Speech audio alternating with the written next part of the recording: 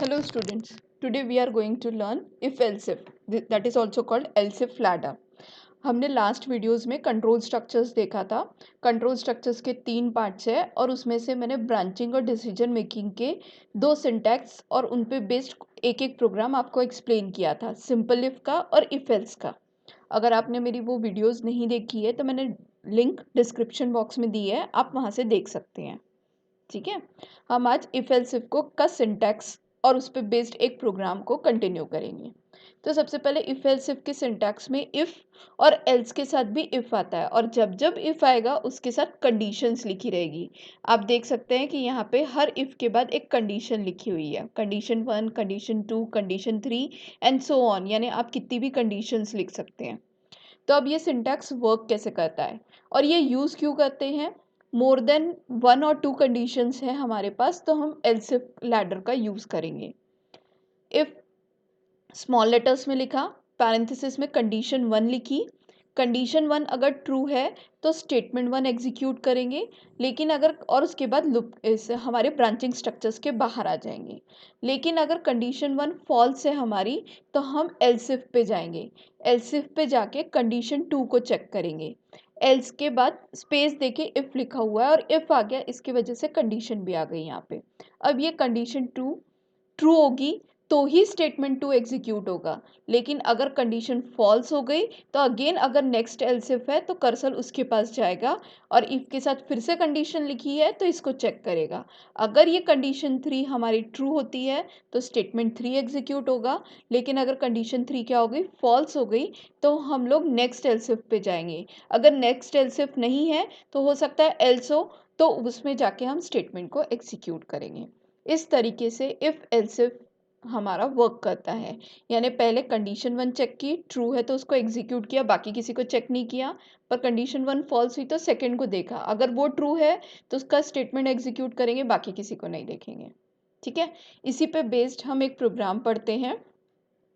Programme to find the entered number is positive, negative और equal to 0। तो सबसे पहले अगेन मुझे एक नंबर चेक करना है, तो नंबर पॉजिटिव है यानी 0 से बड़ा हो तो पॉजिटिव, 0 से छोटा है तो नेगेटिव और इक्वल्स टू 0 है तो इक्वल टू 0 प्रिंट करेंगे। ठीक है, तो आ गई more than 1 condition, at that time we are using the else if ladder. तो अब इसे प्रोग्राम लिखने के लिए सबसे पहले हमें, एज यू नो, हमें दोनों हेडर फाइल्स लगती है, hash include stdio.h, hash include conio.h।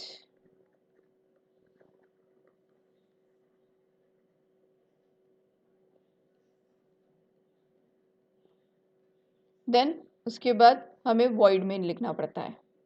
ठीक है, वॉइड मेन में हम लोग सबसे पहले हमें एक नंबर यूज़र से लेना है जिसे चेक करना है कि वो पॉजिटिव, नेगेटिव या इक्वल टू 0 है, तो हमने एक वेरिएबल डिक्लेयर कर दिया इंट n नाम का।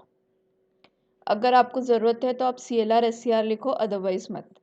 देन यूज़र से n की वैल्यू लेनी है तो हमने लिखा printf एंटर एनी नंबर। वो नंबर किस में जाके स्टोर होना चाहिए, स्कैनफ में। %d सिंगल नंबर है, m%n में जाके स्टोर हो गया।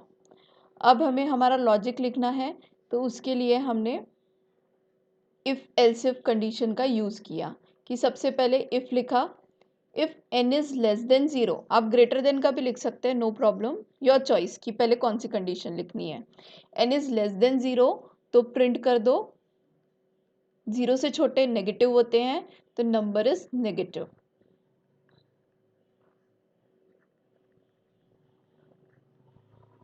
एल्स स्पेस देके इफ स्मॉल लेटर्स में n इज ग्रेटर देन 0 तो printf नंबर इज पॉजिटिव।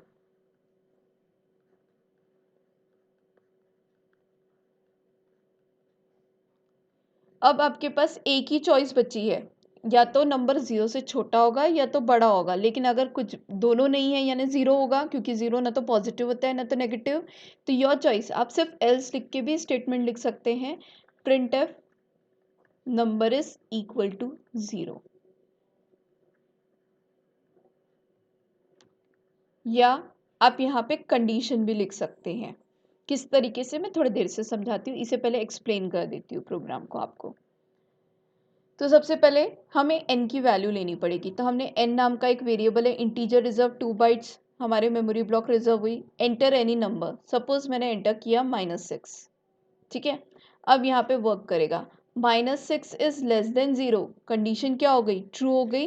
तो पहली कंडीशन अगर ट्रू होती है तो स्टेटमेंट 1 एग्जीक्यूट हो जाता है, तो हमारा स्क्रीन पे प्रिंट हो जाएगा नंबर इज नेगेटिव। अब इसके बाद directly cursor get C H के पास आ जाएगा, ना तो एल्स इफ पे जाएगा ना तो एल्स पे जाएगा। इस तरीके से ये वर्क करेगा। लेकिन अगर सपोज मैंने नंबर पॉजिटिव एंटर किया रहता तो कैसे वर्क करता, हम वो भी देख लेते हैं। तो n की वैल्यू मैं यूज़र से ले लेती हूँ। n की वैल्यू मैंने ले ली सपोज 10। तो यहाँ पे चेक किया 10 इज लेस देन 0, कंडीशन हो गई फॉल्स। अगर पहली कंडीशन फॉल्स होती है इफ़ की, तो वो एल्स इफ के पास जाता है और सेकेंड कंडीशन को चेक करता है। अब हमने यहाँ देखा 10 is greater than 0, condition again true मिली, सॉरी कंडीशन हमें ट्रू मिली। तो ट्रू मिली तो हमारा स्टेटमेंट 2, कंडीशन 2 अगर ट्रू है तो स्टेटमेंट 2 एग्जीक्यूट होगा, यानी नंबर इज पॉजिटिव, ये स्क्रीन पे प्रिंट हो जाएगा। ये प्रिंट होने के बाद डायरेक्टली हम किस पे आ जाएंगे, गेट सी एच पे, यानी आउटपुट हमें दिख जाएगा।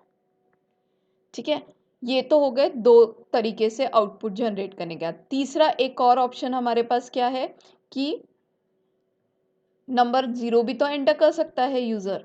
तो 0 एंटर कर रहा है सपोज, तब कैसे वर्किंग होगी, तो अगर हमने n की वैल्यू 0 डाली तो अब कंडीशंस कैसे वर्क करती है वो हम चेक कर लेते हैं। तो n की वैल्यू अगर 0 है तो 0 इज लेस देन 0, 0 से छोटा है क्या, नहीं, कंडीशन फॉल्स हो गई। हम एल्स इफ पे सेकेंड कंडीशन चेक करने आए, 0 इज ग्रेटर देन 0, 0 से बड़ा है क्या, नहीं, अगेन कंडीशन फॉल्स हो गई। तो हम एल्स पे आए और प्रिंट कर दिया number is equal to 0। I hope आपको ये प्रोग्राम समझा होगा तीनों आउटपुट्स के साथ। हाँ, एक और चीज़ जो मैं आपको कहा था कि लास्ट में बताती हूँ कि अगर एल्स ना लिखते हुए आप एक बार कंडीशन भी लिख लेते हो यहाँ पे, else if n is equals to 0, तो भी ये वर्क करेगा। यानी इस प्रोग्राम को लिखने के दो तरीके हैं, या तो इफ एल्स लिखो या इफ एल्स इफ करके लिखो। आप किसी भी तरीके से इस प्रोग्राम को लिख के एग्जीक्यूट कर सकते हो। ठीक है, आई होप आपको सभी चीज़ें समझी होगी। अगर नहीं समझी तो मेरी रिक्वेस्ट है कि आप एक बार वीडियो को फिर से देखें। Thank you.